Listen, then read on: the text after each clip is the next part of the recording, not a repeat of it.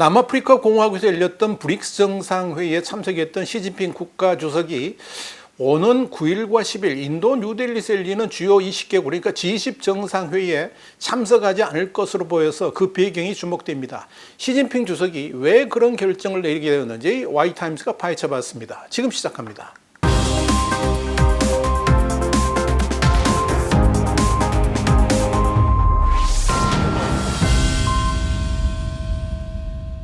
로이터 통신은 현지 시간으로 1일 이 같은 사실을 전하면서 이번 뉴델리 G20 정상회의에는 시 주석 대신에 리창 총리의 참석이 예상되는데, 리 총리는 G20 정상회의에 앞서서 인도네시아 자카르타에서 5일부터 7일까지 개최되는 동아시아 정상회의에도 대리 참석할 것으로 보인다라고 보도를 했습니다. 로이터 통신은 전날 인도 관리와 중국 주재 외교관 등을 인용해서 시 주석의 G20 불참 가능성을 전했고요. 이 왕원빈 중국 외교부 대변인도 전날 언론 브리핑에서 현재로서는 드릴 말이 없다 이렇게 밝힘으로써 이 시 주석의 G20 정상회담 불참을 간접 확인한 바 있습니다.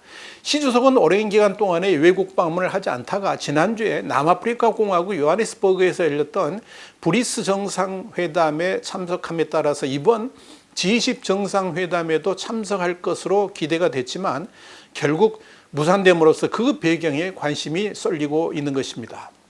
시 주석이 G20에 돌연 불참하기로 결정한 배경에 인도 모디 총리하고의 갈등설이 우선적으로 제기되고 있습니다. 시진핑은 지난 브릭스 정상회담을 계기로 적극적인 태도로 이 모디 인도 총리하고 회동하면서 2020년 라다크 충돌 문제와 관련해서 현지 주둔 병력을 조기에 철수하고 국경 문제 해결 노력을 강화하자 이런 이전보다 진전된 협의를 내놓은 바 있습니다. 사실 양국은 2020년 5월 판공호수 난투국 그리고 6월 가란 계곡 몽둥이 충돌 등 이 라다크 분쟁으로 인도군 20명과 중국군 4명이 사망하면서 이 경제, 군사, 외교적으로 대립해 왔습니다만은 이번 시 주석과 모디 총리의 브릭스 회동으로 긴장이 상당히 완화됐다 이런 평가를 받았습니다. 그런데 시 주석이 이렇게 모디 총리하고의 거리 좁히기에 나선 것은 인도가 최근 미국, 일본, 호주와 함께 안보 협의체인 쿼드의 일원이 돼가지고 대중국 인도태평양 전략에 적극적인데 이로부터 좀 분리를 시키려고 하는 의도가 있었고요. 그래서 중국에 가하는 위기를 완화시켜보자는 목적이 있었던 것으로 보입니다. 그런데 갑자기 중국과 인도 간의 영토 분쟁 중인 지형을 이 중국 영토로 표기하는 지도가 발간되면서 이 양국 간의 관계는 다시 갈등 국면으로 빠져들었습니다. 특히 시진핑과 모디 간의 회담을 통해서 애써 분위기를 조성해 놨는데 중국의 지도 도발로 모든 것이 수포로 돌아가면서 이런 상황에서 시 주석이 모디 총리와 만나는 것 자체가 상당히 껄끄러울 수 있다라고 판단했을 것으로 보입니다. 사실 중국의 이런 지도 도발은 중국의 외교가 얼마나 체계적이지 못한지 여실히 보여줍니다.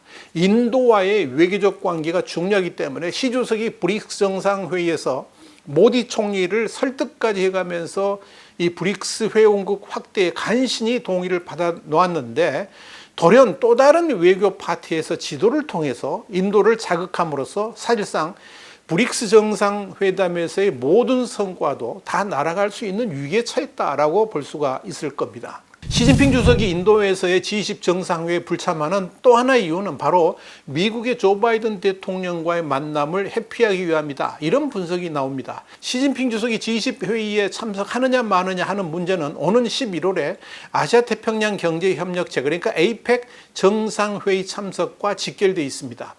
이 바이든 대통령 오래전부터 이 샌프란시스코에서 열리는 APEC에 시진핑 주석이 참석해서 함께 정상회담을 해주기를 기대해 왔습니다. 현재 미중 간에 해결하지 못하고 있는 여러 난제들을 양국 정상이 직접 만나서 해결해 보자는 의지가 이 바이든 대통령에게 있어서 그런 겁니다. 이런 APEC에서의 미중 정상회담을 여는 전초전으로 인도에서의 G20 정상회의에서 시 주석이 참석해 주기를 기대했던 겁니다. 실제로 바이든 대통령은 31일 시 주석이 인도에서 열리는 G20 정상회의에 참석하기를 바란다라고 말했습니다. 일단 만나서 미중 간에 얽힌 문제들을 풀어나가자 하는 메시지를 보낸 겁니다. 그런데도 시진핑은 인도에서의 G20 정상회의를 기피했습니다. 한마디로 바이든 대통령을 만나는 것이 그만큼 부담스러웠다는 의미입니다. 이유는 간단합니다. 지금의 세계 정세가 중국에게는 그렇게 만만치 않게 돌아가고 있기 때문입니다. 사실 바이든 시진핑 정상회담의 주제는 올해 들어서 중국을 찾아간 토니 블링컨 국무장관, 그리고 제니 델런 재무장관, 또 존 케리 기후특사, 지나 러몬도 상무장관 등 장관급 고위 인사 방문과 직접 연계되어 있습니다. 이들 미 고위급들의 중국 방문은 한마디로 중국 경제가 처한 어려움을 해결하기 위한 문제를 논의하자는 것이고, 이를 위해서 시진핑의 세계 패권 전략 포기를 줄기차게 요구해 왔다라고 보면 됩니다. 바이든 대통령이 시 주석을 만난다면 아마도 미중 양국이 충돌하지 않고 문제를 해결하는 방법을 제시하려 했을 것입니다. 특히 바이든 대통령은 시진핑 주석에게 생명의 은인이나 다름없기 때문에 그런 애정어린 마음으로 시 주석에게 중국이 나아갈 길을 제시하려 했을 것입니다.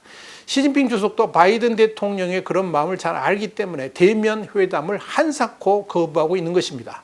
물론 작년 11월 인도네시아 발리에서 G20 정상회담을 계기로 만난 적은 있습니다만은, 이런 다자간 정상회의에서 만남은 시간 제약으로 인해서 깊은 대화를 할 수가 없습니다. 그래서 바이든 대통령은 미국에서의 에이펙을 계기로 시간을 충분히 갖는 미중 정상회담 개최를 요구했던 것입니다.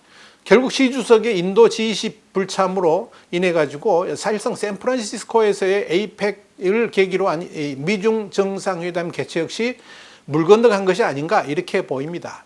그런데 이번 인도 G20 정상회의와 관련된 논란을 보면 시진핑의 정치적 한계가 그대로 노출됩니다. 한마디로 시진핑은 정면 돌파를 통한 문제 해결 방식을 회피하고 있다는 겁니다. 사실 지금의 중국 위기는 미국의 도움 없이는 해결이 불가능합니다. 이럴수록 시 주석이 직접 나서가지고 이 바이든 대통령과 담판하는 정치력이 절실합니다. 그런데 시진핑 주석은 진짜 최고 책임자가 나서야 할 그 자리를 회피하고 부하 관료들을 대신 내보내려고 하고 있습니다.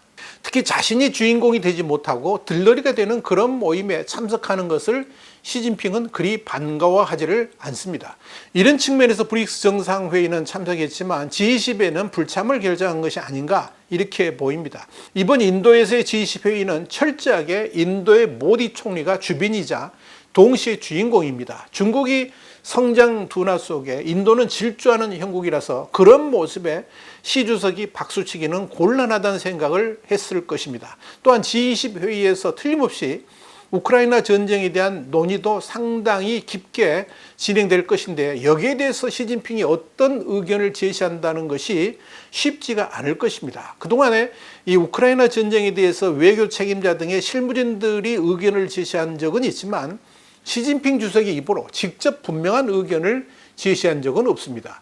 특히 이번 회의에 러시아의 푸틴도 불참하는 상황에서 푸틴의 견해까지 대변해 줘야 되는 시진핑의 입장은 상당히 난처해질 수도 있을 것입니다. 결국 중국은 지금 우크라이나 전쟁이라든지 중국 경제 위기로 인한 글로벌 경제의 악영향 등의 이유 때문에 환영받지 못하는 존재로 전락했다는 점을 시진핑 주석도 잘 알고 있을 겁니다. 그래서 뻘쭘한 회의에 참석하느니 차라리 불참을 결정하게 된 것이 아닌가 이렇게 보입니다. 분명한 것은 지금의 어려운 중국 상황을 풀어나가기 위해서는 시 주석은 바이든 대통령을 만나야만 된다는 점입니다. 그런데 지금 상황을 보면 11월에 에이펙도 결국 포기하는 쪽으로 흘러가게 될 것으로 보입니다. 그럴수록 중국 위기는 더욱 깊어지게 될 것입니다. 와이탐 정세 분석이었습니다. 감사합니다.